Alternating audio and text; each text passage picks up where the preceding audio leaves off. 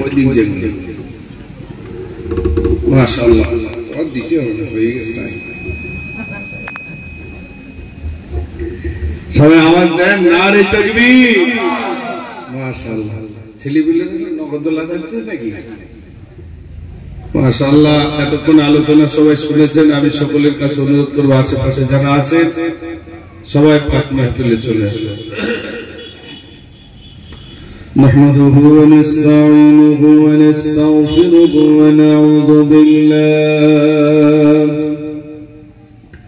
ونعوذ بالله من شرور أنفسنا ومن سيئات أعمالنا من يهده الله فلا مضل له ومن يضلله فلا هادي له ونشهد أن لا إله إلا الله وحده لا شريك له ونشهد أن سيدنا وحبيبنا وسندنا ومحبوبنا ومرشدنا ومولانا محمدا عبده ورسوله أرسله بالحق بشيرا ونذيرا وداعيا إلى الله بإذنه وسراجا منيرا فقد قال الله تبارك وتعالى في كلامه المجيد وفي الفرقان الحميد إن الله وملائكته يصلون على النبي يا أيها الذين آمنوا صلوا عليه وسلموا تسليما اللهم صل على مولانا محمد وعلى آل سيدنا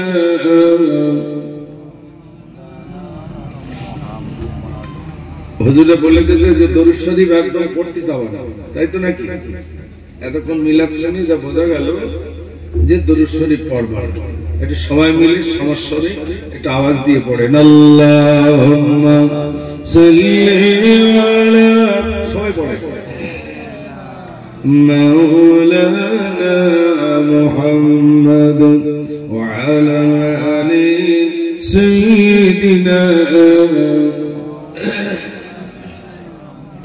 एक दिन तुम्हारी नाम मस्जिद हबीला तैरी देखो तैरी रखो कबरीर माल समान एक दिन तुम्हारी मस्जिद हबीला अल्लाहुम्मा सल्ली अला সবাই পড়ে মাওলানা মুহাম্মদ ওয়া আলা আলি সাইয়্যিদিনা সাল্লাল্লাহু আলাইহি ওয়াসাল্লাম সম্মানিত আজকে সভা সবাই একটু কমিয়ে দেন ভাই হ্যাঁ ঠিক কমান না ঠিক বুঝতে হবে সম্মানিত আজকে সভা সনামধন্য সভাপতি সাহেব বিশেষ করে আমার পূর্ববর্তী বক্তা জনাব হযরত মাওলানা আব্দুল মাতিন সাহেব এবং সামনুপবিষ্ট জ্ঞান পিপাসু দিনদার ইমানদার আল্লাহওয়ালা ভাজির ভাইরা আল্লাহ সুবহানাহু ওয়া তাআলার প্রতি প্রশংসা যে আল্লাহ আমাদেরকে দুনিয়ার সমস্ত কর্ম থেকে দূরে রেখে তানার পুত ও পবিত্র ধর্মসভায় বসার মতো, শোনার মতো, বলার মতো জাল্লা সুযোগ করে দিয়েছেন। সেই মহান স্রষ্টার প্রতি শুকর আদায় করি। সবাই সমস্বরে, ভক্তি ভরে, প্রাণ ভরে উচ্চ আওয়াজে বলি আলহামদুলিল্লাহ। সবাই মিলে বলেন আলহামদুলিল্লাহ। তারপরে জানায় সাইয়্যিদুল মুরসালিন, সাইয়্যিদুল কাওনাইন, খাতামুন নবিয়্যিন জনাব মুহাম্মদুর রাসূলুল্লাহ, সকলে বলুন সাল্লাল্লাহু আলাইহি সাল্লাম। তার প্রতি অগণিত দরুদ ও সালাম বর্ষিত হোক। সকলে বলুন আল্লাহুম্মা আমিন। আমি মনে হয় বছর তিনিক আসছি নাকি ভাই? বছর তিনিক আসছি মানে পর পর। এর আগে দুবার এসছি মনে পড়লো, আর এই একবার, তিনবার। এখন রাস্তার একটা উন্নতি ঘটেছে। ঘটেছে না ঘটেনি ভাই? ঘটেছে। আর আপনাদের জলসার একটা উন্নতি ঘটেছে। আগে যেরকম হারে চলতো তাছাড়া একটু বড় হয়েছে। তাহলে জলসার উন্নতি ঘটলো, রাস্তাঘাটের উন্নতি ঘটলো, আপনাদের আসবাবপত্র, জামা কাপড়ের একটা উন্নতি ঘটেছে, ঘর বাড়ির উন্নতি ঘটেছে। এখন জীবনের কি কোনো উন্নতি ঘটেছে কিনা সেইটা একটু জানা না, যা ছিলাম তাই। মিলাদ তো মনে হচ্ছে পানা পুকুরে ঢিল মারার মতো। যতক্ষণ পুকুরে, পানা পুকুরে ঢিল পড়ে, পানা তখন কি হয় ভাই? সরে যায়। আর ঢিল মারা বন্ধ হলে জোরে বলে আবার জুড়ে যায়। এখন ঢিল পড়তে তো পানা একটু সরে, ঢিল মারা বন্ধ, একটু বাইরে বেরিয়ে করলে আবার তাড়াতাড়ি ঠান্ডা লেগে যায়, একটা মারি, তার মানে বোঝা যাচ্ছে পানা আবার এক জায়গায় হয়ে গেছে, তাই তো নাকি ভাই? ঢিল পড়ছে, পানা সরে, ঢিল মারা বন্ধ, পানা আবার এক জায়গায়। লাভের লাভ হুজুরি একটু হলো না, হয়নি? হুজুরির লাভ হলো, ডেকরেটারের একটু হলো, ডেকরেটার গাও ফাঁক নেই, হুজুর গাও ফাঁক নেই। আর আমরা যারা মিলাদ শুনছি, থলেলে বাজারে এসছে, খালি থলেলে বাড়ি যাচ্ছে, থলে কিচ্ছু পড়িনি। তবে মনে রাখবেন, ভাববেন না যে জলসা আমরা শুনতে এসেছি কিছু পাচ্ছি না, এটা ভাববেন না। যতক্ষণ বসে শুনবেন, এই কিছু বুঝি আর না বুঝি, আল্লাহ পাক সগীরা গুনাহ, ছোট ছোট গুনাহগুলো ধুয়ে মুছে সাফ করে দেন। জোরে বলুন না সুবহানাল্লাহ। আর মনে রাখবেন, চালাক লোক মিলাদ শোনে না, একদম যারা বোঝে না সোজে না তারাই মিলাদ শোনে। এখন চালাক কারার বোকা কারা আজ মিলাদ হবে, কারা বোকার কারা চালাক। আমরা যারা শুনতে এসেছি আমরা তাহলে বোকা, আর যারা বাড়ি ঘুমোচ্ছে, নাক ডাকাচ্ছে, তারা চালাক, তাই তো নাকি ভাই? হিসেব কি বলে? হিসেব বলছে যারা মিলাদ শোনে তারা বোকা, যারা বাইরে তারা চালাক। শোনেন, শেখ সাদি রহমাতুল্লাহ আলাইহির কাছে একটা লাঠি আছে। তিনি একটা ঘটনা লিখেছেন যে রাজার কাছে একটা লাঠি আছে, তো লাঠিটা উপহার দেবেন, কাকে দেবেন? আমার রাজ্যের ভিতরে সব থেকে যে বোকা তাকে লাঠিটা দেবো। খুঁজে খুঁজে খুঁজে খুঁজে একটা বোকা ধরে আনা হলো, চুলগুলো এলোমেলো, বস্ত্রটা ছেঁড়া, কালি চুলি মাখে, যেরকম পাগল হয় ওই রকম দেখে দেখে আনা হলো। গরম আসতো,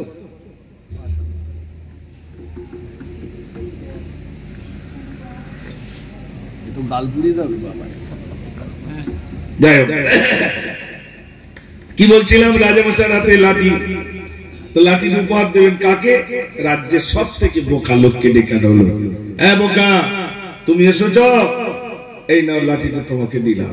তবে শোনো, তোমার থেকে কয়েক ডিগ্রি বোকা যদি বেশি দেখতে পাও, লাঠিটা থাকে দিয়ে। ঠিক আছে, লাঠি নিয়ে চলে গেছে। 1 বছর 2 বছর পরে আসলো, মনে হলো রাজ দরবার থেকে একটা লাঠি এনেছিলাম, একটু ঘুরে আসি না রাজার কাছ থেকে। রাজার দরবারে এসেছেন, দেখছেন বহু মানুষ। কি ব্যাপার? বলছে জানো না? বলছে না।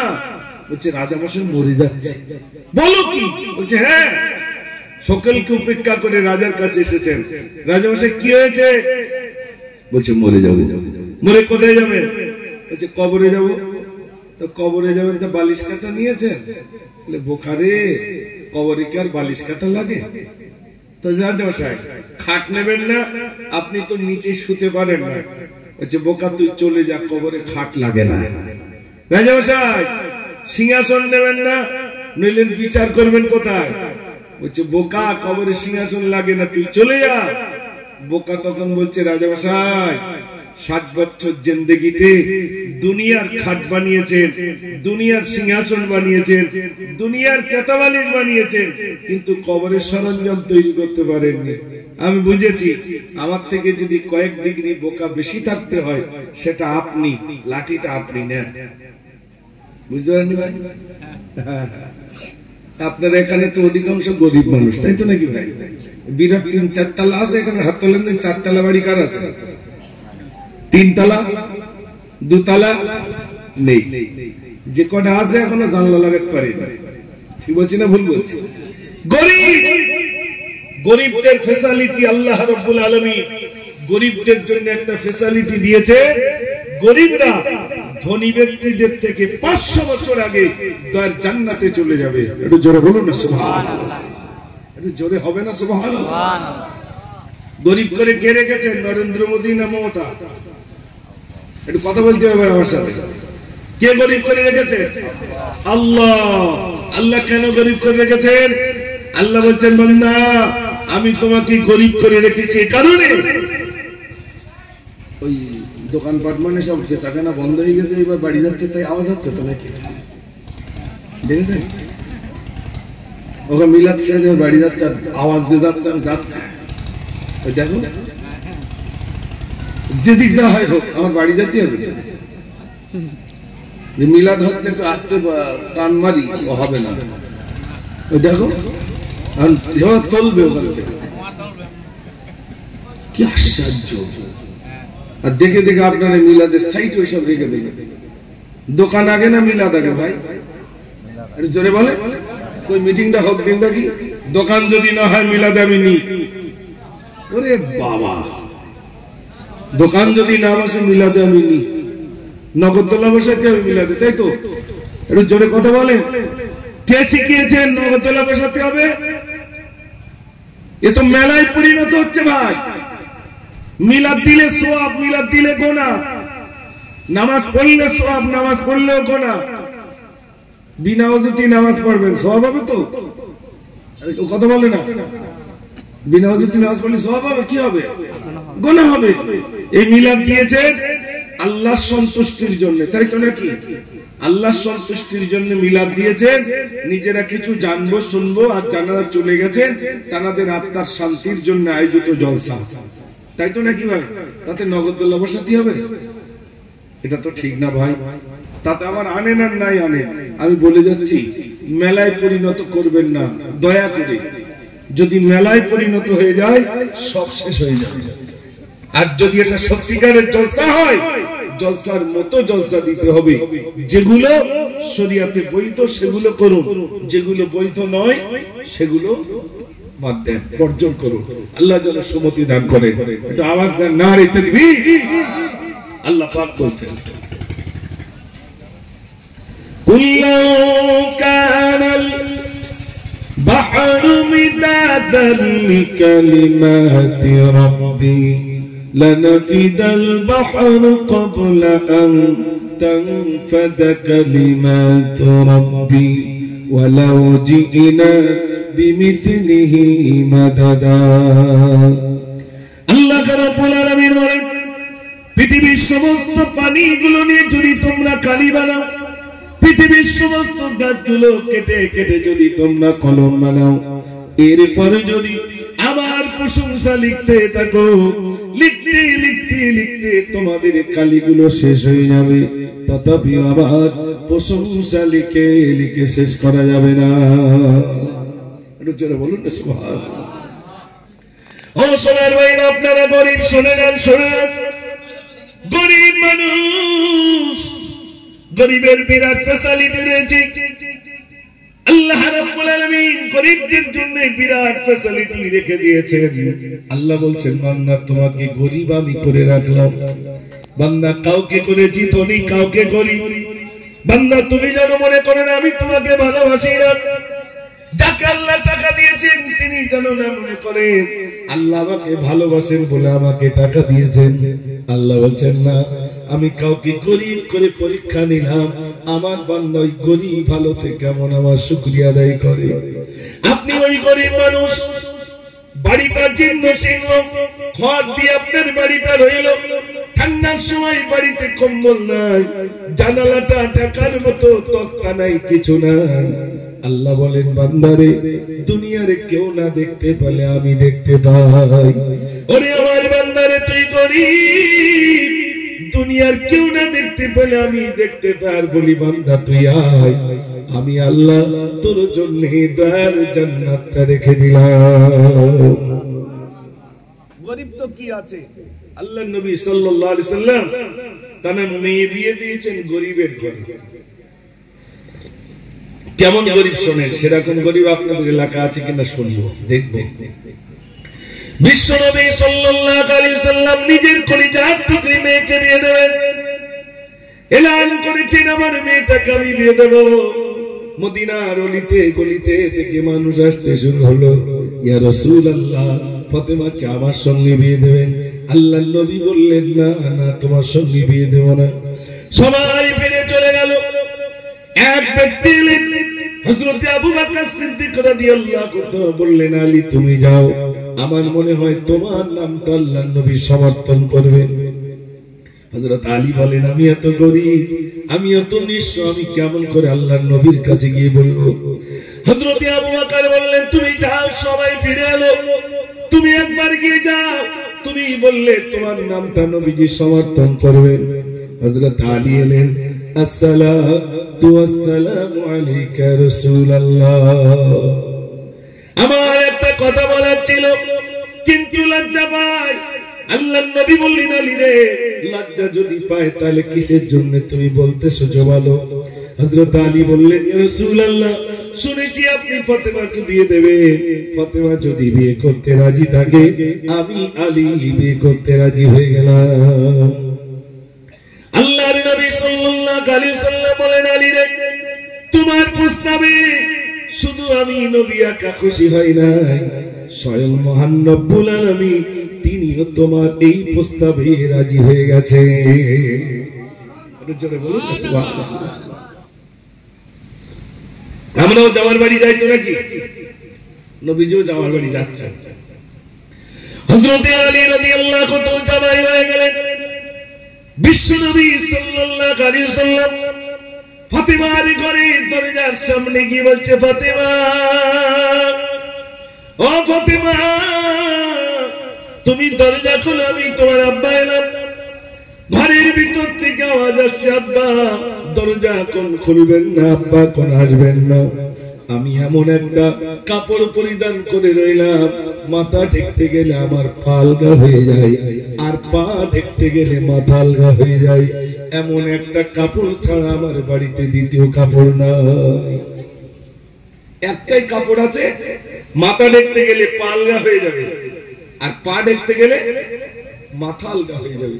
এই একটা কাপড় ছাড়া আমার বাড়িতে আর কাপড় নাই। বিশ্বনবী সাল্লাল্লাহু আলাইহি সাল্লামের কাছে রুমাল ছিল, রুমাল চুড়ি দিয়ে বলল, ও ফাতেমা, এই না ওই কাপড়টা দিয়ে তুমি মাথাটা ঢেকে বলো ফাতেমা। ও সোনার ভাইরা, ফাতেমা কি সান্ত্বনা দিয়ে বলছে, ফাতেমা শোনো, তুমি এইরকম কষ্ট করে যদি আসতে পারো, যত নারী জান্নাতি হবে তাদের সরদারিনী করে আল্লাহ রাব্বুল আলামিন তোমাকে তুলবে। জোরে হবে না সুবহানাল্লাহ? সুবহানাল্লাহ গুলো বলবেন, আমরা সুবহানাল্লাহ বলতে চাই। এক জায়গায় মিলাদ থেকে লেগেছি, আর গাড়িতে যেই নেমেছি মানুষ সব সালাম দিচ্ছে, আসসালামু আলাইকুম। এক চাচা হাতে হাত দিয়ে বলছে, মিনহা খলাকনাকুম ওয়া ফিহা নুঈদুকুম। আমি বলি, কি সর্বনাশ! আচ্ছা, আপনাদের দিকে কি হাতে হাত দিয়ে মিনহা খলাকনাকুম বলে? আমি জোরে বলে তাই বলছে, চাচা আগে মরি তারপর মাটি দিও। তো খবর সব ভুল হয়ে গেছে। মানে কখন সুবহানাল্লাহ, কখন মাশাআল্লাহ, কখন জাযাকাল্লাহ, কখন ইনশাআল্লাহ, ওসব কি আর নিজেকে আন্দাজে বলে দিবে। সুবহানাল্লাহ বলবে, এটা সবাই মিলে বলুন না সুবহানাল্লাহ, মাশাআল্লাহ। দাঁড়ান, গজল বলছি একটু পরে, আগে ইঞ্জিনটা গরম হোক, তারপর তো অনেক দূরে ছিলাম ভাই, সেখানে আমি দাওয়াত নেবো না। তারপরে বলতে হুজুর 12টার পরে একটুখানি আসতে হবে। প্রতি বছর আসা হয়, আর এবছর না আসলে লোকে কি বলবে? এই লোক বাঁচা টিকে আজ আমার এখানে আসতে হলো রাত 12টার পরে। ভাইরা আসুন, আমি বলছিলাম গরিবের বিরাট মর্তবা ভাই। আপনার পাশে যদি ধনী ব্যক্তি থাকে, ওই ধনী ব্যক্তি হলেন গরিবের ব্যাংক। গরিবের জন্য তিনটে খাতা, একটা হলো কলমার খাতা, একটা নামাজের খাতা, একটা রোজার খাতা। কটা হলো? তিনটে। ধনী ব্যক্তি হলে পাঁচটা খাতা, যেই টাকা হবে একটা হজের খাতা, আর একটা কি জোরে বলে যাকাতের খাতা। খাতা কম, হিসেব কম। খাতা বেশি, জোরে বলে হিসাব বেশি। তার মানে খাতা কম, মার কম। খাতা বেশি, জোরে বলে মার বেশি। তাই তো নাকি? খাতা বেশি, মার বেশি। খাতা কম, মার কম। তা গরিবের তিনটে খাতা, একটা কলমার খাতা, একটা নামাজের খাতা, আর একটা কিসের খাতা? রোজার খাতা। এত টাকা দিয়েছিল কি করে? আপনার আল্লাহ খেয়েছি দুপুরবেলা, রাতেরটা আবার জোগাড় করে খেয়েছি। এই তো নাকি ভাই? দুপুরবেলা খেয়েছি আর রাতেরটা খেয়েছি, এই হিসাব আর কি দেবো? আপনারা বলো, আমি মুজাফফর, আমার 1 কোটি টাকা আছে, মরার সময় আমার বেশি কষ্ট হবে না আপনার ইমাম সাহেব? তো ইমাম সাহেবের ব্যাংকে 1 লাখ টাকা আছে, কষ্টটা কার বেশি হবে মরার সময়? জোরে বলে 1 কোটি কষ্ট হবে না? উফ, এত কষ্ট করে এত টাকা জোগাড় করলো, আর বাড়ি যেতে হচ্ছে, তাহলে কার কষ্টটা বেশি হবে? যার 1 কোটি রয়েছে তার বেশি কষ্ট হবে, আর যার ওই 1 লাখ রয়েছে ওর কোনো কষ্ট নেই, ওর টেনশন করে লাভ নেই। ঘুম হচ্ছে না ভাই, আর গরিব মানুষ নাক দেখাচ্ছে শুলি। আল্লাহ টাকা দেবে, রুজি তুলে নেবে।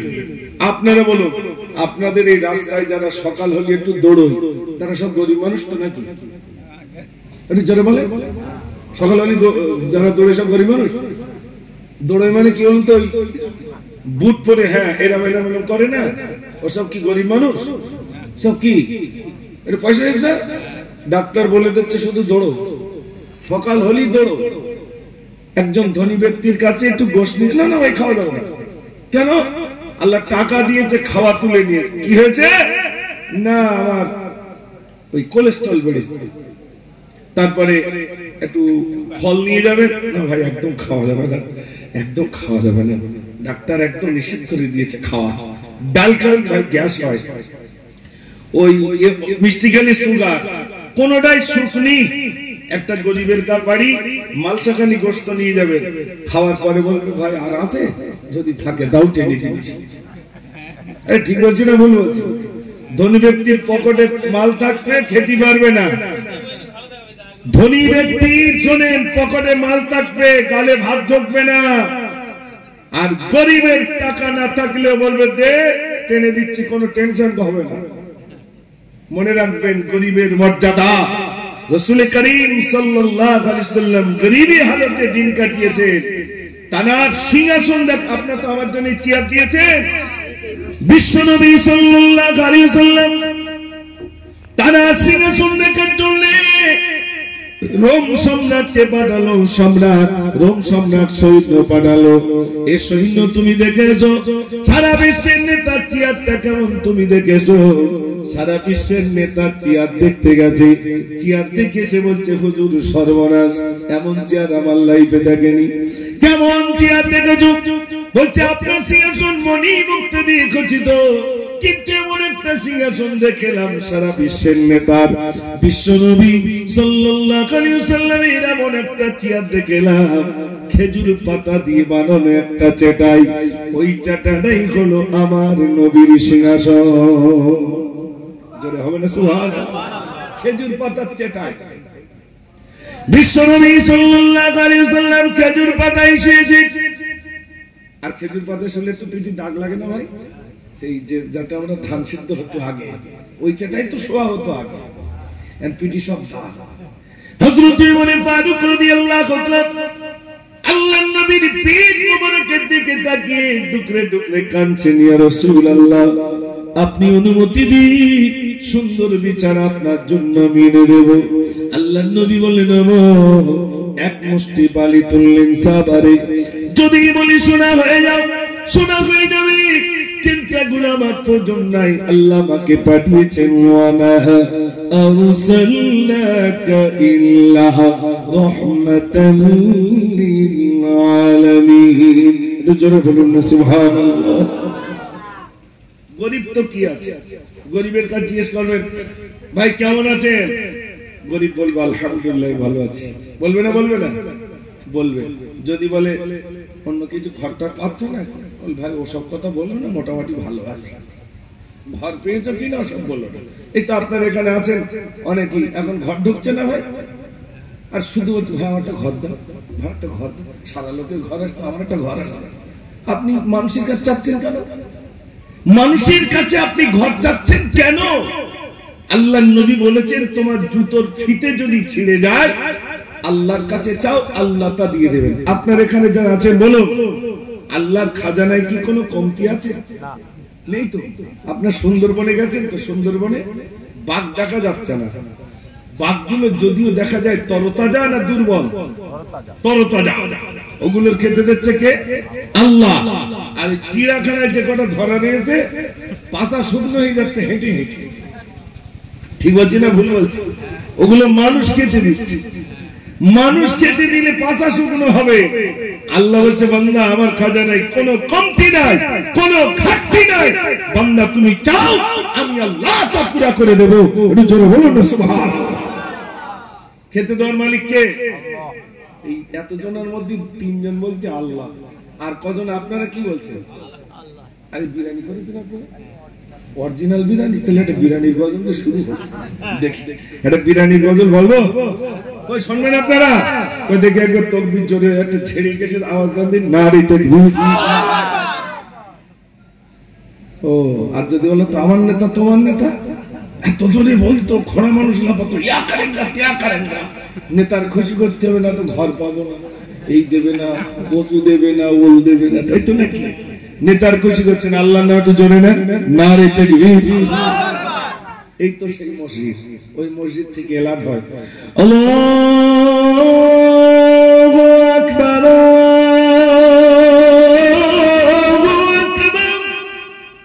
আল্লাহ মহান, আল্লাহ বড়।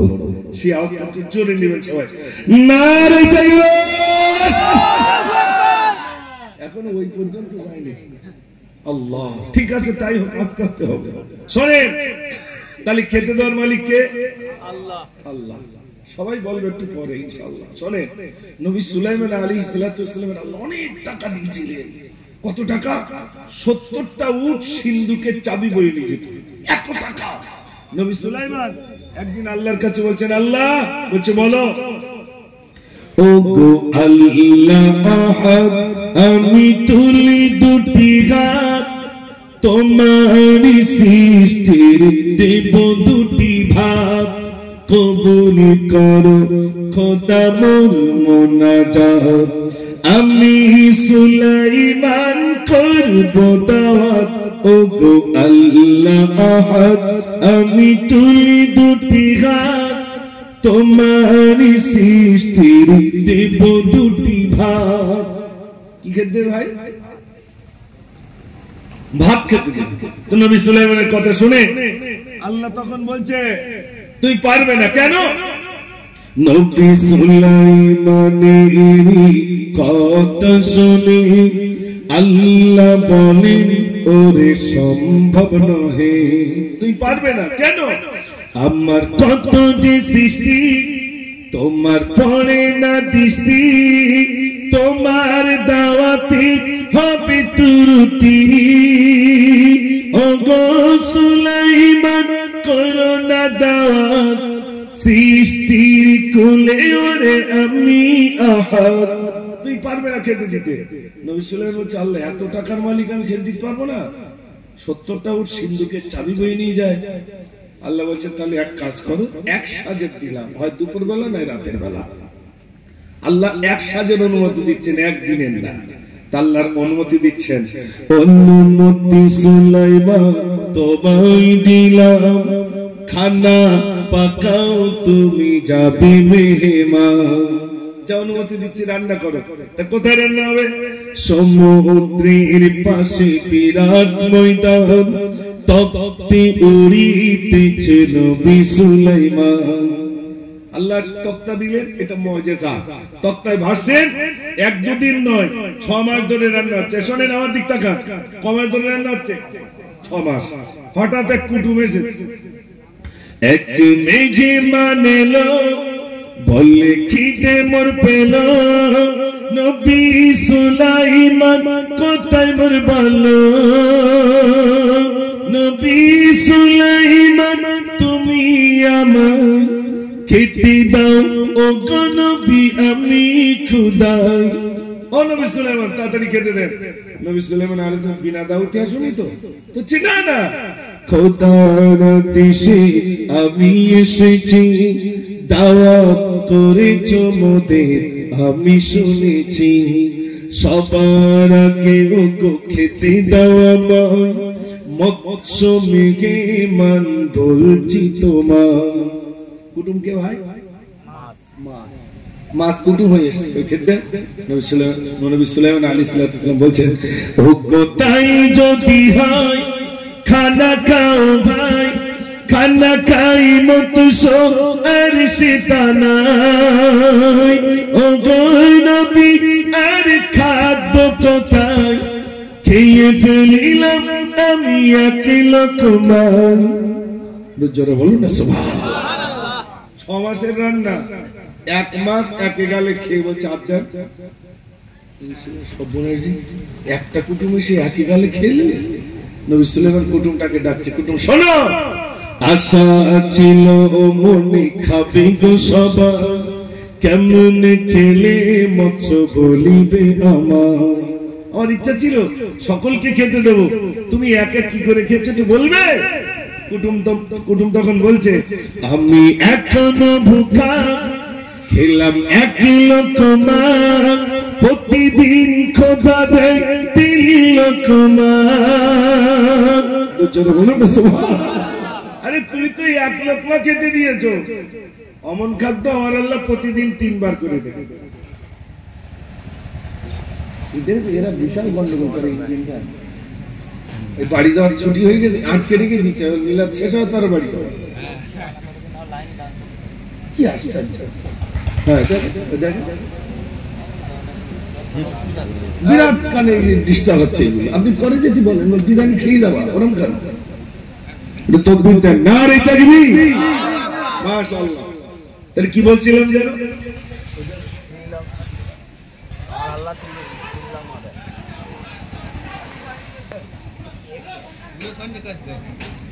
ওর বিলের দিকে রেখে দেন।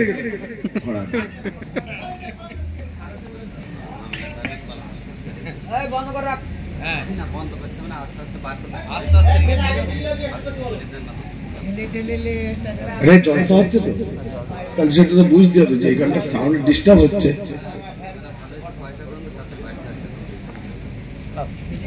একটু ঘুমটা আবার একটু ভেঙে যাক, শয়তান সব ঘুম পাড়াচ্ছিল, হাত পা টিপে দিয়ে বলে ঘুমো। একটু ঘুম পাচ্ছিল না ভাই, এ তো ঘুমটা একটু ছেড়েছে। মাশাআল্লাহ, একটু আওয়াজ দেন, নারে তাকবীর, মাশাআল্লাহ। কি বলছিলাম মনে আছে? আচ্ছা আপনারা বলুন, কোনদিন দেখেছে চৈতলের নদীতে মমতা ব্যানার্জি লরি লরি খাদ্য দিতে দেখেছেন? তা চৈতলের নদীতে কি কোনো মাছ টাছ নেই? আছে তো। টেস্ট কেরাম, নদীর মাছের টেস্ট বেশি না জলকারি মাছের টেস্ট বেশি? ওই নদীর মাছগুলোর টেস্ট বিরাট, ওদের খাদ্য দিতে হয় না। খাদ্য কে দেয়? একটু জোরে বলে আল্লাহ। আল্লাহ কোরআন পাকের ভিতরে বলছেন, ইন্নাল্লাহা হুয়ার রাজ্জাকু যুল কুওয়াতিল মাতিন। আল্লাহ বলছেন আমি আল্লাহ সুবহানাহু ওয়া তাআলা রুজি বন্টনকারী। জোরে বলুন না সুবহানাল্লাহ। তাহলে রুজি দেনেওয়ালা কে? আল্লাহ। এখানে যারা আছেন সত্যি কথা বলেন, খেতে দেওয়ার মালিক কে? জোরে বলুন আল্লাহ। বাড়ি গিয়েছে, বাড়ি গিয়ে জমা আমি আর ভাত খাবো না। বলছে কেন? বলে মুজফফর ভাই বলেছে আল্লাহ নাকি খেতে দেয়। আল্লাহ কি করে খেতে দেয় আমি দেখবো। সারা রাত মিলাদ শুনেছে, বাড়ি চলে গেছে। আমি আর ভাত খাবো না। 1 দিন 2 দিন আর ভাত খায় না, 3 দিন ভাত খায় না। মা তাড়াতাড়ি ফোন করেছে, ছেলে তো মরে যাবে। জামাইয়ের কাছে ফোন করেছে, জামাই বাবু তুই তাড়াতাড়ি চলে এসো, তোমার ছোটবেলা ভাত খায় না। জামাই বাবুর বাইক দিয়ে তোমার দাঁড়ায়, তাড়াতাড়ি চলে এসছে। কি হয়েছে? তোমার সেই শালা মিলাদ শুনতে গিয়েছিল, বলে আল্লাহ নাকি খেতে দেয়। ও এখন চুপচাপ বসে রয়েছে, বলে আল্লাহ কি করে খেতে দেয় আমি দেখবো। আর ভাত খায় না। জামাই তখন চিন্তা করলে শালা তো মরিয়ে যাবে, তাই কি করা যায়?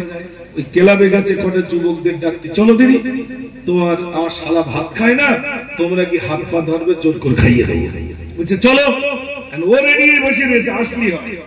ওরা আসছে, ও দেখে বুঝতে পেরেছে আমার ধরবে, ও ছুটে গিয়ে সিঁড়ির কাছে উঠেছে, এমন ডালে গিয়ে বসেছে, ডালটা ছিল পোকা লাগা।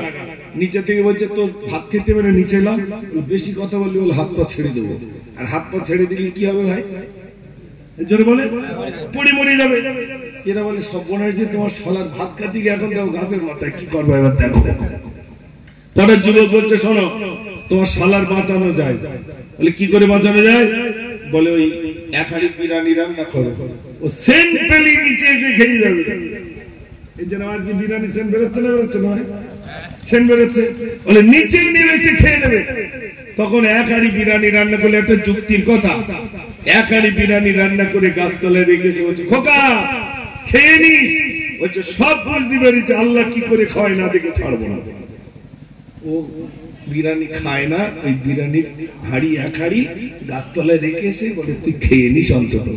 রাত 2টো বেজে গেছে, ও গাছের মাথায়, আল্লাহ কি করে খাওয়ায় দেখবে। কটা চোর প্রত্যেকদিন চুরি করে এসে ভাগ বাটরা করে। ওই দিন এসে দেখে দক্ষিণে হাওয়া, নাকে বিরিয়ানি সেন্ট। ভাগ বাটরা করতে করতে একজনকে বলছে কি বলবো, বিরিয়ানি সেন্ট বেরোচ্ছে, দেখ তো আশেপাশে লাইট মারি, দেখ। লাইট মারতে মারতে দেখে গাছতলায় বড় বিরিয়ানির হাড়ি। লিডারের কাছে গেছে, হুজুর বিরিয়ানির হাড়ি চাই, খবরদার খাস না, ওতে বিষ মাখা নিয়ে আসে। আমরা প্রত্যেকদিন এইসব ভাগ বাট্টা করি, চুরি করি, তো কেউ দেখতে পেয়েছে, ওই বিষ মাখিয়ে রেখে দিস, খেলি বলো লাশ পড়ে যাবে। খায় না, ভাগ বাট্টা কমপ্লিট। একটা চোর বলছে উপরে তো বিষ, নিচের দিক দিয়ে খাবো। তাহলে নিচের দিক দিয়ে খাবি, অন্তত আশেপাশে প্লেয়ার আছে কি দেখ, লাইট মারছে, এদিক ওদিক কেউ আছে কিনা দেখি, বিরিয়ানি খাবে। এখন গাছের উপরে যে লাইট পড়ে তার চোখ জ্বলছে, হুজুর এই গাছের উপরে বসে আর নিচে বিরিয়ানির হাড়ি দিয়ে রেখে বলে কটা লাশ পড়ে, ও দেখবে আয় নিচে না, ও তো নামবে না, এরা তো শুনবে না। চোরের ইংরেজি তো জানে, চোরের যখন ইংরেজি ঝাড়ছে হচ্ছে দরকার নেই, নিচে নামবে। যেই নিচে নেমেছে বলছে বিরিয়ানি খা, বলছে খাবো না। তুই বিষ মাখিয়েছিস, তুই আগে খা, তারপর আমরা খাবো। এখন ওর তো ইচ্ছা, আল্লাহ কি করে খাওয়ায় না দেখে ছাড়বো না। বলছে খাবি না? বলছে না খাবো না। আর চোরের তো হেঁটে হেঁটে জুতো পাতলা হয়ে গেছে, সেই জুতো পাতে খুললো, খুলে ঘাড়ে যখন 4-5টা পড়েছে তখন বলছো আল্লাহ তো তুমি জুতো মারতে মারতে খাওয়াচ্ছ। আমি মনে করলাম আল্লাহ খাওয়ায় না, জুতো চালাচ্ছ খাওয়াচ্ছ। তাহলে খাওয়ানেওয়ালা কে? জোরে বলে হ্যাঁ, খাওয়ানেওয়ালা আল্লাহ। এই বিশ্বাসে যিনি বিশ্বাসী তিনি তো মুমিন, আল্লাহ ওকে খেতে দেন। আল্লাহ রাব্বুল আলামিন বলে বান্দারে, তোর মায়ের গর্ভে যখন রেখেছিলাম, তুই যখন তোর মায়ের গর্ভে ছিলি, আমি কাল দিয়ে খাওয়াতে পারতাম, কিন্তু না না না বান্দারে, তোর মায়ের নারীর সঙ্গে তোর নারীটা যুক্ত করে আমি তোকে খাইয়েছিলাম। ওরে আমার বান্দা, তুই দুনিয়ায় ভূমিষ্ঠ হবি বলে, ও সোনার ভাইরা, আল্লাহ রাব্বুল আলামিন বলে বান্দারে তুই দুনিয়ায় ভূমিষ্ঠ হবি, তার জন্য 1 মাস নয় 2 মাস নয়, তোর মায়ের বুকে 6 মাস আগে থেকে আমি দুধ দিয়ে রেখেছিলাম।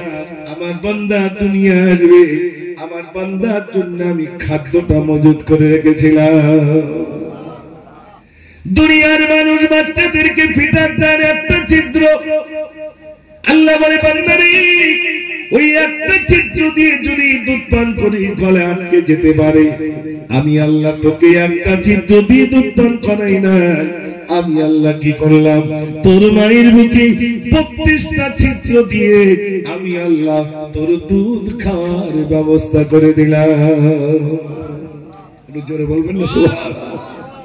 এত কিছু দেখো বান্দা, আমার শুকরিয়া আদায় করো, আমাকে ডাকো।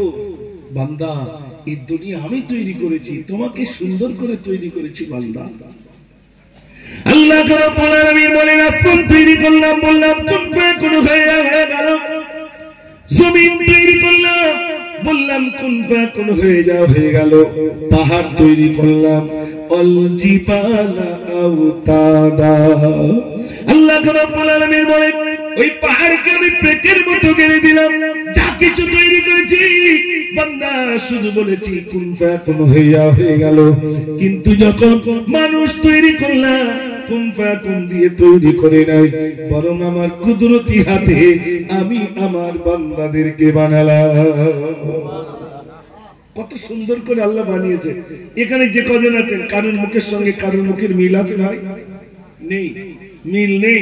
আল্লাহ বলছেন এরপরে আমি কাউকে গরিব করেছি, কাউকে ধনী করেছি বান্দা, কাউকে ছোট করেছি, কাউকে লম্বা করেছি, কাউকে কালো করেছি, কাউকে সাদা করেছি, কাউকে চোখ দিয়েছি, কাউকে দেয়নি, কাউকে হাত দিয়েছি, কাউকে হাত দেয়নি, কাউকে পা দিয়েছি, কাউকে পা দেয়নি।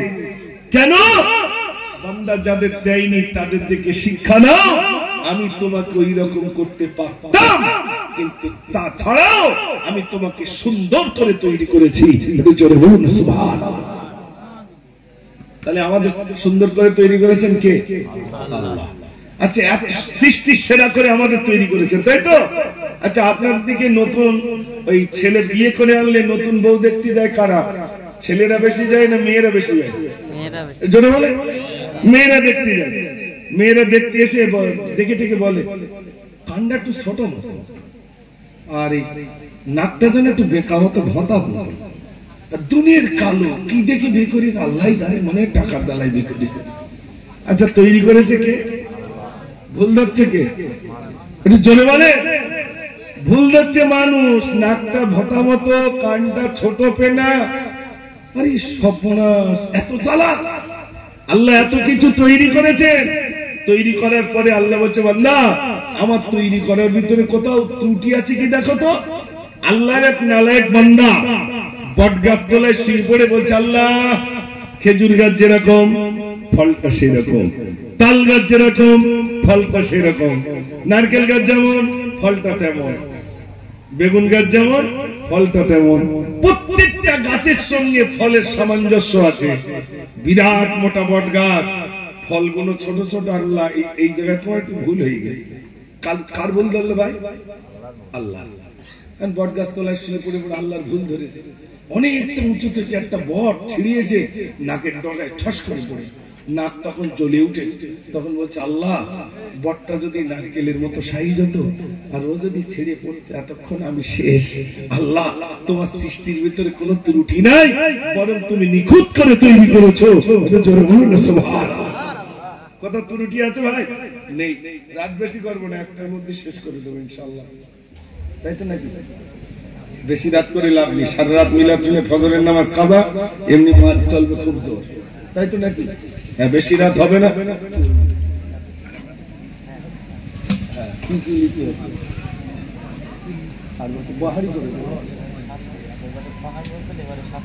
আর সামনে 8 হাড়ি, মানে প্রতি বছর 1 করে বাড়বে। প্রতি বছর 1 হাড়ি করে বাড়বে।